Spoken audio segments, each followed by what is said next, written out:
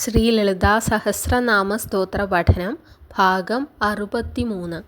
അമേ നാരായണ. 851 നാമം. ജന്മ മൃത്യു ജരാ തപ്ത ജന വിശ്രാന്തി ധായിനി. ദേവി ലളിതാംബിക മോക്ഷപദം നൽകുന്നവളാണ്.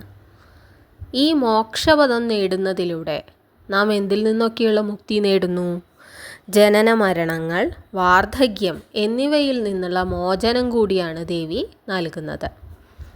ജന്മം, മൃത്യു, ജരാനര, അതായത് ജനന മരണങ്ങൾ, വാർദ്ധക്യം എന്നിവയെ തപമായിട്ട് ദുഃഖമായിട്ട് സങ്കല്പിക്കുകയാണ്. ഈ സംസാര ദുഃഖങ്ങളിൽ നിന്ന് മോചനം നൽകുന്നവളാണ് ദേവി. ദേവി ഭയം നീക്കുന്നു, ഒപ്പം നിത്യതയിലേക്ക്, അനന്തതയിലേക്ക് നമ്മെ നയിക്കുന്നു. 852 നാമം. സർവോപനിഷദുദ്ഘുഷ്ട. സർവ ഉപനിഷത്ത് ഉദ്ഘുഷ്ട എന്ന നാമം. സർവ ഉപനിഷത്തുക്കളാലും ഉദ്ഘോഷിക്കപ്പെടുന്ന, വാഴ്ത്തപ്പെടുന്ന ദേവി ചൈതന്യം. ദേവിയുടെ മഹിമയെ വിളിച്ചോതുന്നവയാണ് ഉപനിഷത്തുക്കൾ. വേദങ്ങളുടെ ആ സാരാംശമാണ് ഉപനിഷത്ത് എന്ന് പറഞ്ഞു. ആ ഉപനിഷത്ത് എന്നാൽ ജ്ഞാനമെന്നർത്ഥം. അപ്പോൾ ജ്ഞാനമയിയായിട്ടുള്ള ദേവി ലളിതാംബിക. 853 നാമം. ശാന്ത്യതീത കലാത്മിക. സംസാര ദുഃഖങ്ങളിൽ നിന്ന് മോചിപ്പിച്ച് ദേവി നമ്മളെ നിർവാണ അവസ്ഥയിലേക്ക് എത്തിക്കുന്നു എന്ന് പറയുന്നു. ഭാരതീയ തത്വചിന്താ പ്രകാരം നിർവാണ എന്നുള്ള സ്റ്റേജിന് മോക്ഷം, മുക്തി എന്ന് പല പേരുകളുണ്ട്. ഇത് ശാന്തിക്കും അതീതമായിട്ടുള്ള ഒരു അവസ്ഥയാണ്. യോഗയിൽ ഇതിന് നിർവാണ കല എന്ന് തന്നെയാണ് പേര്. നിർവാണ കല എന്നാൽ സഹസ്രാര ചക്രത്തിലെ ഒരു ഭാഗമാണ് എന്നും അവിടേക്ക് കുണ്ടലിനി ശക്തി ഉണർത്തി എത്തിക്കുന്നതിലൂടെ നാം അനാവശ്യമായ വികാരങ്ങളിൽ നിന്നും ആകുലതകളിൽ നിന്നൊക്കെ മുക്തി നേടുന്നു എന്നാണ് സങ്കല്പം.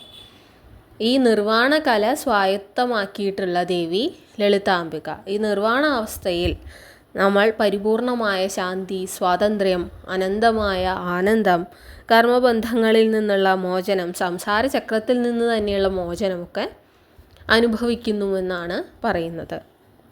രാഗദ്വേഷ മോഹാദികളിൽ നിന്നുള്ള മോചനത്തിലൂടെ മാത്രമേ നിർവാണാവസ്ഥയിലെത്തുക സാധ്യമാവുന്നുള്ളൂ. 854 നാമം. ഗംഭീര. ഏറെ ഗാംഭീര്യത്തോടു കൂടിയ, പ്രൊഫൗണ്ടായ, ആഴമേറിയ, ഗഹനമായ ഭാവത്തോടു കൂടിയ ദേവി ലളിതാംബിക. അറിയുന്തോറും കൂടുതൽ കൂടുതൽ അറിയാനുണ്ട് എന്ന ഒരു തിരിച്ചറിവിലേക്കാണ് ദേവി നമ്മളെ നയിക്കുന്നത്. മഹിതോ മഹിയാൻ, വലുതിനേക്കാൾ വലുത് എന്ന ഭാവത്തിലുള്ള ദേവി ലളിതാംബിക. 855 നാമം. ഗഗനാന്തസ്ഥ. ഗഗനം, ആകാശം. ആ ആകാശത്തിൽ വസിക്കുന്ന ദേവി ലളിതാംബിക. നമ്മുടെ ഒരു മനുഷ്യൻ്റെ ഒരു ഭാവനാമണ്ഡലത്തിൽ ഏറ്റവും വലുതായ, ഏറ്റവും പരപ്പാർന്ന, വിസ്താരമായിട്ട് ഇങ്ങനെ കിടക്കുന്ന ഒരു എലമെൻ്റ് എന്ന് പറയുന്നത് ആകാശമാണ്, അല്ലെങ്കിൽ സമുദ്രമാണ്. ഇത് രണ്ടും ഇങ്ങനെ നോക്കത്താ ദൂരത്തോളം ഇങ്ങനെ പരന്ന് കിടക്കുകയാണ്. അപ്പോൾ നമുക്കറിയാവുന്നതിൽ ഏറ്റവും വലുതെന്തോ അതിനോട് ദേവി ഉപമിക്കുന്ന ധാരാളം ഇൻസ്റ്റൻസസ് ലളിതാ സഹസ്രനാമത്തിലുണ്ട്. അപ്പോൾ അത്രത്തോളം വിശാലമായി കിടക്കുന്ന ദേവി ചൈതന്യം എന്ന ഒരു അർത്ഥം ഈ ഗഗനാന്തസ്ഥ എന്ന നാമത്തിന് എടുക്കാം. അല്ലെങ്കിൽ ഹൃദയമാകുന്ന ആകാശത്തിൽ അവിടെ വസിക്കുന്ന ദേവി ലളിതാംബിക. അപ്പോൾ ഹൃദയം എത്രത്തോളം വിശാലമായാലാണ് അതിനെ ആകാശത്തോട് ഉപമിക്കാനാവുക? അത്രത്തോളം വിശാലമാകുമ്പോഴാണ് അവിടെ ദേവി ചൈതന്യം ഉണ്ടാകുന്നത്. ഹൃദയാകാശധാരണ എന്നൊരു ധ്യാന രീതി തന്നെയുണ്ട് യോഗയിൽ. ഇത് നമ്മുടെ വികാരങ്ങളെ അടക്കി നിർത്തിക്കൊണ്ട് മനസ്സിൻ്റെ ആകുലതകളെയൊക്കെ ശാന്തമാക്കാനായിട്ട് പ്രാക്ടീസ് ചെയ്യുന്ന ഒരു മെഡിറ്റേഷൻ ടെക്നിക്കാണ് ഹൃദയാകാശധാരണ. 856 നാമം. ഗർവിത. ഗർവോടുകൂടിയവൾ. ഗർവമായി പറയുന്നത് ദേവി സൃഷ്ടി കർമ്മത്തിൽ തൻ്റെ പങ്കാളിത്തം എത്രത്തോളമാണ് എന്ന് തിരിച്ചറിയുന്നു.